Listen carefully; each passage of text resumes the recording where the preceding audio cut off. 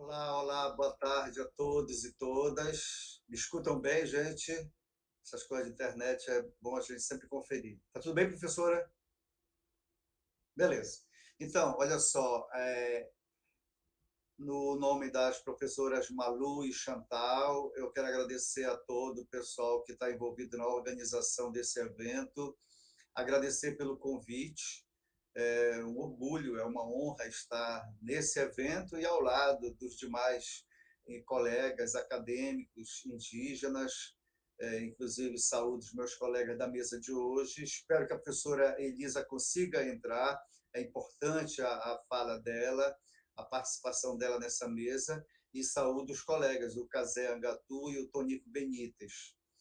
Gente, vamos então ver o recado que eu tenho a dar para vocês com relação ao que propõe esse, esse seminário, né?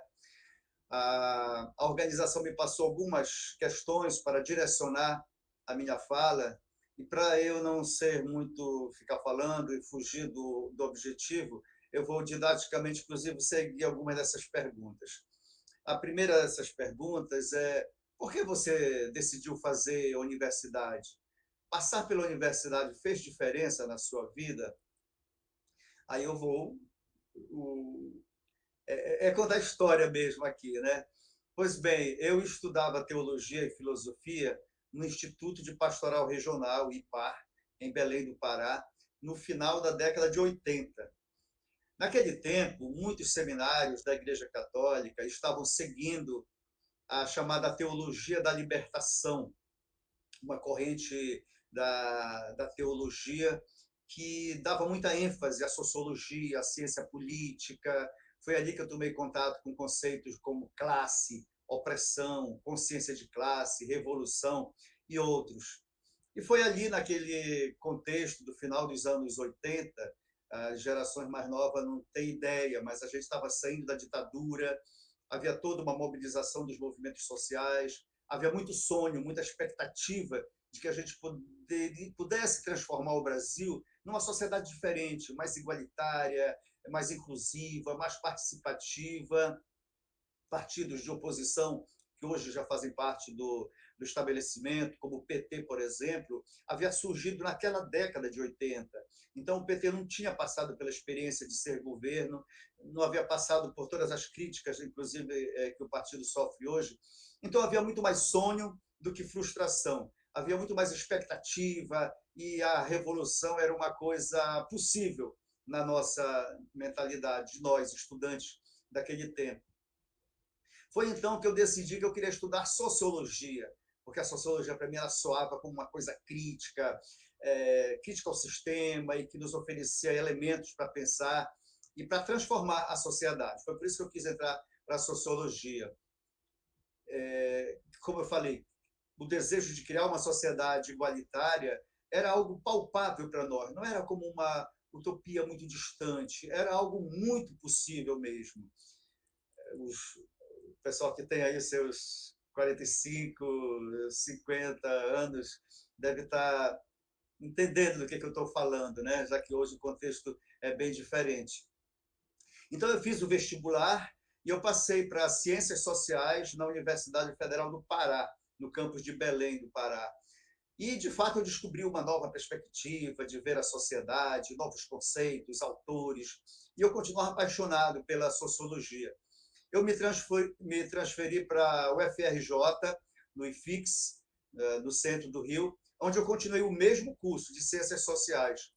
Só que lá, já no IFIX da UFRJ, eu descobri a antropologia, através de professores, de trabalhos, de seminários. Aí eu fui me aproximando dos conceitos, da metodologia de pesquisa, da antropologia, da etnografia, da observação participante, dessa coisa de você ouvir e dar vez ao outro, né, ao seu interlocutor, como sendo uma palavra autorizada, de valor mesmo. A cultura, povos indígenas, a cosmologia, tudo isso, então, passou na minha cabeça, me atrair muito mais do que a sociologia. Ainda hoje eu gosto da sociologia, mas a partir daquele momento, já início dos anos 90, eu então porque queria ser antropólogo, e quando eu terminei o curso de Ciências Sociais na UFRJ, eu já me considerava um antropólogo, passei para o mestrado na Universidade Federal Rural do Rio de Janeiro, no CPDA, foi lá que eu fiz o meu mestrado, e o objeto das minhas questões, então, as minhas preocupações já eram outros. Eu havia dado uma guinada, mas ainda próximo da sociologia. E foi então que eu comecei a fazer pesquisa mesmo. Eu disse, eu quero fazer pesquisa. E a professora disse, olha, elabora uma ideia e a gente submete ao edital, e lá eu ganhei uma bolsa. O valor não era muito alto, como não é hoje, mas me ajudou muito a enveredar por esse caminho das pesquisas. E eu, então, me propus como desafio estudar as comunidades ribeirinhas ou caboclas, de onde eu havia saído, aqui do Rio Tapajós. Esse termo caboclo deve ser colocado entre aspas, porque hoje a gente sabe que os próprios chamados caboclos aqui no interior da Amazônia nem sempre gostam de serem categorizados assim. Mas eu, a partir da literatura, eu coloquei que eu ia pesquisar comunidades caboclas. E como metodologia do meu trabalho, eu usei muito gravador. Naquela época, o gravador era uma coisa enorme, não era nada prático a gente carregar. As fitas eram umas fitas cassete que a gente tinha que voltar de frente para trás, tudo através de uma caneta, muito manual. E eu fui à caça de idosos, de xamãs, de senhoras idosas, gravando a memória, cosmovisão, tudo que pudesse ser importante. Essa viagem à memória dos mais velhos, principalmente de um pajé chamado Laurelino, já falecido, elas continuaram fazendo com que eu avançasse. Eu não mudei mais de direção, eu continuava dentro da antropologia, mas me aprofundando muito mais nesse campo da etnologia e da memória indígena, da consciência indígena. Na mesma ocasião, eu comecei a ler sobre os processos de reorganização étnica dos indígenas do Nordeste, os Cariri-Chocó, por exemplo. Eu li sobre eles e disse, nossa, eram pessoas que eram tidas como caboclos, como camponeses, e que voltaram a se reorganizar de forma étnica e reivindicar seu território, assumir sua identidade indígena, reivindicar seus direitos como indígenas. E aquilo me disse, ué, isso quer dizer que as comunidades chamadas caboclas, aqui do Rio Tapajós, que tinham uma memória muito forte, uma memória indígena muito forte, esses mais velhos me comprovavam isso, mas as gerações atuais, as gerações contemporâneas, não tinham esse orgulho de ser indígena, muito ao contrário, tinham vergonha. E eu falei, ué, se deu certo no Nordeste, que grupos já não tidos como indígenas, voltaram a se identificar como indígenas, a gente pode fazer isso aqui no Tapajós também. E aí eu me redescobri indígena. A antropologia fez com que eu também, através da metodologia, ouvindo os mais velhos, refletindo, comparando com a teoria, Roberto Cardoso de Oliveira, sobre os caboclos no Amazonas, e eu sou indígena também. Não só eu estou pesquisando indígena, mas eu sou o indígena. Foi como se eu tivesse atendido ao chamado desses mais velhos, porque eles diziam, eu sou indígena, não tenho vergonha de ser indígena, o pajé Laurelino dizia. E uma minha avó, chamada, já faleceu, vovó Firmina, ela também dizia de outros modos a mesma coisa. O meu tataravô era índio, o meu avô era índio, e eu sou índia, eu sou cara preta, que é o outro nome para os Munduruku. Então, essa consciência de ser indígena estava muito forte nos meus interlocutores, e eu absorvi e amadureci essa consciência que passou a ser minha também. Eu escrevi um artigo que pode ser encontrado, que se chama O Nativo Revestido com as Armas da Antropologia. É uma brincadeira com a oração de São Jorge, né? Eu estou vestido com as armas de Jorge para que os meus inimigos não me façam mal. pois eu fiz uma brincadeira com esse termo e disse que eu sou o nativo, até então objeto da antropologia, e eu sou o nativo revestido com as armas da antropologia. Esse título ainda hoje continua muito válido, esse título do artigo.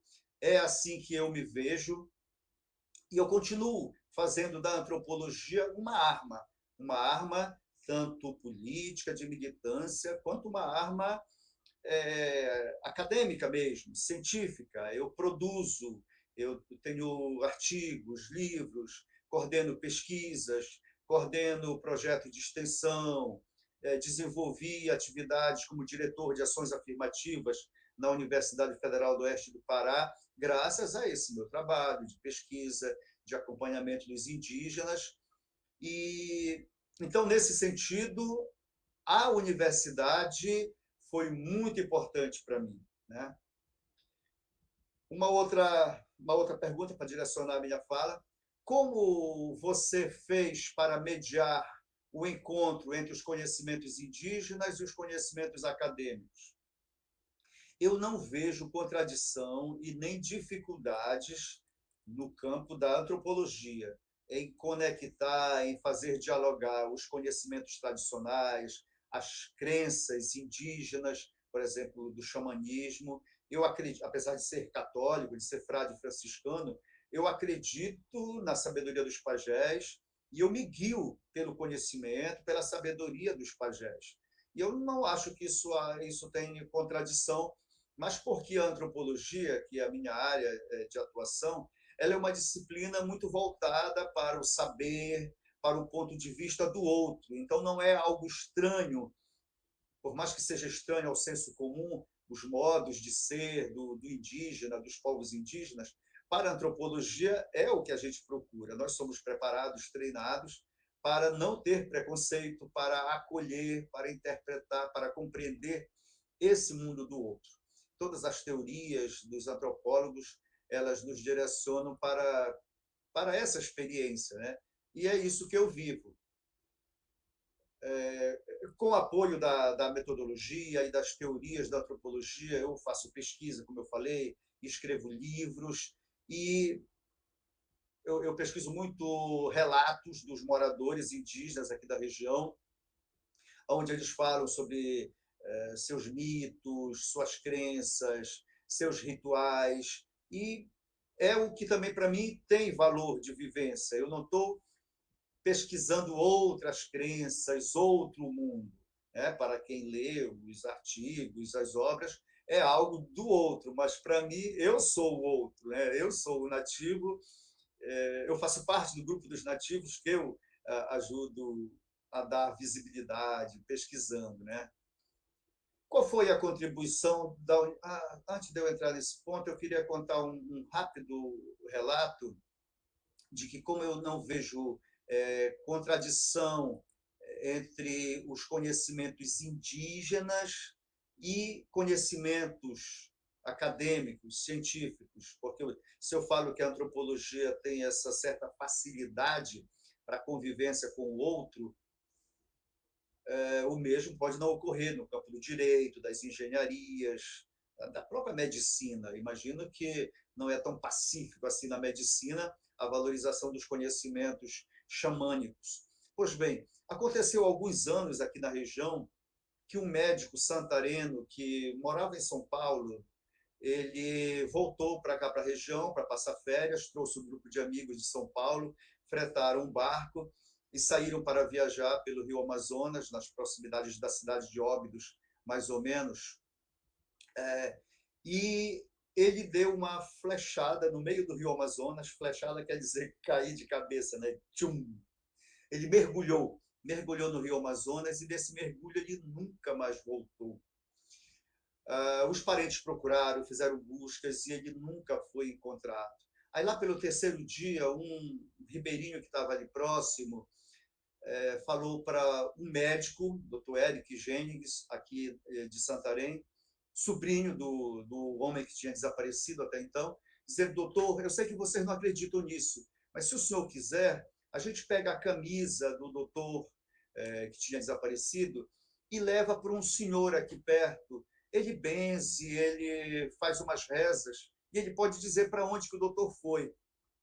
O doutor Eric, que é muito sensível, deu então a peça de roupa, o Ribeirinho levou para esse senhor, e ele fez lá o que tinha que fazer, e o Ribeirinho voltou com a resposta. E ele disse para o doutor Eric: olha, o pajé, que é um pajé muito conhecido aqui na região, o pajé Pedrinho, ele disse que o doutor não vai voltar mais, ele está encantado.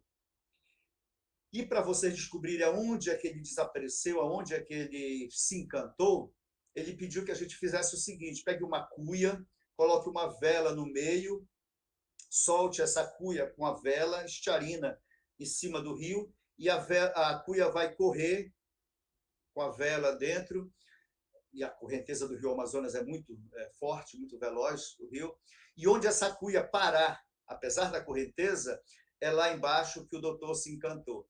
E eles fizeram, colocaram a vela no meio da cuia, soltaram no rio, e a cuia foi, até que ela parou num certo local e ficou rodando lá. Dali ela não saía.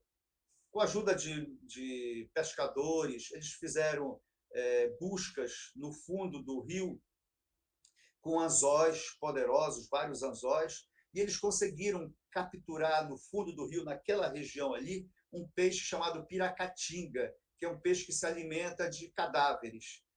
Todo mundo conhece aqui na região piracatinga. E o doutor Eric tirou do bucho das piracatinga, ele encontrou lá no bucho do peixe restos humanos, tecidos humanos. E aí, esses restos de gente, de carne de gente, ele mandou fazer exame de DNA, comparando com o sangue de uma irmã do homem que até então tinha falecido, do médico que estava desaparecido.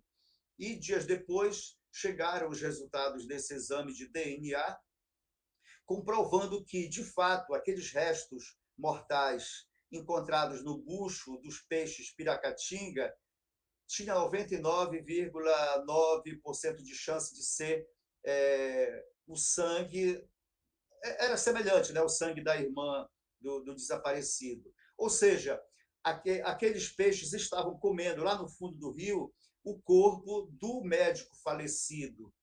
Ele provavelmente teve alguma coisa, morreu ao tocar no chão, no fundo do rio, desculpa, eu estava vendo as mensagens aqui. E, então, conclusão da história, o pajé estava certo ao dizer que o médico estava ali naquele local. A técnica da cuia com a vela estava certa. O exame de DNA também estava certo, ao mostrar que ele era o médico falecido, havia desaparecido ali, ele não iria boiar, porque o corpo tinha sido todo destruído pelos peixes piracatinga, então ele não ia mais boiar, só estava já praticamente o esqueleto lá no fundo. Essa história, gente, não posso ir adiante muito por causa do tempo, ela mostra como existe uma verdade no conhecimento dos pajés que não está em contradição com a medicina, com a biologia, com o que o exame de DNA pode mostrar. Então, isso pode nos levar para outros campos do conhecimento acadêmico e fazer a gente concluir que é possível, sim, haver diálogo dos saberes indígenas no campo do direito, da medicina e da antropologia também. Mas, sim, continuando aqui, uma outra pergunta para já ir direcionando para o final a minha participação. Qual foi a contribuição da universidade para a sua vida? Houve um ganho? O que você aprendeu? E o que você mudaria hoje nessa sua trajetória, né? Tornando a universidade algo melhor para os indígenas? Olha, gente, a universidade contribuiu muito com a minha atuação. Eu posso dizer que eu tive um ganho decisivo no tipo de trabalho que eu realizo junto aos povos indígenas. Eu tive um ganho decisivo com o conhecimento acadêmico. Por exemplo, a elaboração do levantamento populacional, que embasou a criação da Reserva Extrativista Tapajós-Arapiuns, aqui no Baixo Tapajós. As pesquisas de mestrado e doutorado que eu fiz foram muito importantes no processo de afirmação identitária dos indígenas aqui. As pessoas se apropriaram da minha dissertação, da minha tese, em favor dos seus projetos, de projetos coletivos, de demarcação de território, de reivindicação de direitos. A minha atuação como diretor de ações afirmativas na UFOPA, que eu já citei, a atuação como comunicador, eu apresento um programa de rádio chamado A Hora do Chibé, junto com um grupo de estudantes indígenas e quilombolas. Chibé, para quem não sabe, é a mistura de farinha de mandioca com água, é uma comida muito popular aqui na região. Os livros, os artigos já publicados, nada disso teria sido possível sem o preparo acadêmico, que eu aprendi na universidade. Eu sou muito grato aos meus professores, todos não indígenas, todos, não posso dizer nem branco, né, porque havia negros, outros. Essas pessoas foram muito importantes na minha formação e eu tenho que ser grato a elas, né? E se eu tivesse que fazer as coisas de novo, as coisas outra vez, eu faria de novo essa escolha que eu fiz. Talvez eu faria uma graduação em História também, porque eu gosto muito da História, mas eu não largaria a antropologia com uma pegada de Sociologia. Agora, o que eu faria diferente mesmo? Eu acho que eu escreveria mais. Como eu sou muito ligado com a militância, eu assessoro o Conselho Indígena Tapajós Arapiuns, eu fundei o Grupo Consciência Indígena em 97, naquele processo de eu me auto-identificar como indígenas, e o GCI, o Grupo Consciência Indígena, existe ainda hoje, e eu sou um dos militantes. Se eu não tivesse... eu não quero abdicar em nada do que eu faço em termos de militância, mas eu acho que eu poderia escrever mais, que eu deveria escrever mais. Por ter passado pela experiência da Covid recentemente e ter escapado, graças a Deus, eu agora tenho uma certa pressa de produzir, tanto que eu estou em processo de revisão da minha tese, que já tem 10 anos, para publicar na forma de livro, e eu quero dar um pouco mais de tempo para a publicação, porque é muito importante. O Lattes não é o mais importante, a vida importa, uma boa conversa, a escuta, o estar junto com as pessoas é o que importa, é o fundamental. Mas a contribuição que a gente, aí eu falo nós todos indígenas, que a gente pode dar enquanto acadêmicos é deixar documentados os nossos trabalhos, os resultados das nossas pesquisas, as nossas impressões, até divagações, poesias, romances, até a gente pode usar essa linguagem do romance para deixar documentado, porque é isso que tem valor na universidade e é assim que a gente deixa o nosso conhecimento. O conhecimento oral ele tem valor lá no contexto da comunidade, né, do nosso grupo, mas na academia vale o que está escrito. Qual a contribuição que eu poderia dar na universidade para torná-la mais habitável para os outros? Sensibilizar os colegas professores não indígenas para serem mais abertos à diferença e à riqueza que são os indígenas. E isso é muito difícil, pois os indígenas ainda são vistos na universidade como um peso, um problema, como se os indígenas é que tivessem que se adaptar, se submeter à universidade. A universidade não olha como se tivesse algo a ganhar com os indígenas, com sua língua, com sua cosmovisão, com sua cultura. Não. Durante o período que eu fui diretor de ações afirmativas, eu desenvolvi muitos esforços, junto com a equipe, de sensibilizar os professores para combater esse racismo que é muito presente na universidade. É algo lento, a gente conseguiu alguns ganhos, mas é preciso fazer mais. Agora, e aí com isso eu vou encerrando aqui a minha participação. Eu acho que o meu tempo está terminando, né, professora Malu? Eu penso que o que a gente mais pode fazer, nós acadêmicos indígenas, eu vejo que esse termo intelectuais indígenas ele não é muito apropriado, porque é como se só nós, os acadêmicos indígenas, fôssemos intelectuais, e não é verdade. Nós somos, sim, intelectuais indígenas, mas os pajés, as puxadoras, as benzedoras, os contadores de história, são intelectuais também. Então, por isso que eu falo que nós somos os acadêmicos indígenas, que somos um tipo de intelectual indígena, mas não o único tipo. Pois bem, o que a gente pode fazer na universidade, esse é um desafio para todos nós que já estamos estabelecidos como professor, como pesquisador, ou estamos em outros campos, não exatamente dentro da universidade, é ajudar os demais, os mais jovens que estão entrando na universidade agora, para eles mesmos se defenderem, se organizarem em coletivos, em tipo de coletivos indígenas, para reivindicarem, para lutarem, para se prepararem, fazer cursos de preparação com ah, o apoio de projetos de extensão, de pesquisa, porque a universidade é muito pesada para os indígenas, muito mesmo. E indígenas que vêm de um ensino médio precário, que tem uma internet muito ruim, se até a internet dos professores aqui em Santarém é ruim, imagine dos alunos. A experiência das aulas virtuais para alunos na universidade nesse período da pandemia foi muito ruim, porque os alunos, parte deles, lê os textos em celular, né? Assistiam às aulas em celulares. Era uma coisa muito ruim. É, os notebooks e uma internet boa não estão acessíveis para todos. Imagina para os indígenas. A Bolsa MEC dos R$ 900 está congelada há anos. Então, nós precisamos fortalecer os nossos colegas indígenas mais jovens para que eles não esperem que a universidade, como nunca esperaram, mas é preciso estar muito mais atento ainda para ir à luta, para pressionar, e nesse sentido eu quero elogiar os estudantes indígenas aqui da UFOPA, que eles pertencem ao DAIM, Diretório Acadêmico Indígena. Nada eles receberam de graça da universidade. Foi reivindicando na porta da reitoria, foi acampando, foi pressionando as autoridades, inclusive ganharam a fama de serem muito revoltados, estão sempre em rebelião, mas é assim, ou a gente faz isso, ou a gente vai ser pisoteado pela universidade, porque ela mudou muito pouco, apesar de nós já termos mais de 15 anos de presença indígena através das cotas nas universidades, a universidade mesmo mudou pouco, a sua estrutura continua racista, pesada, quase que intransponível.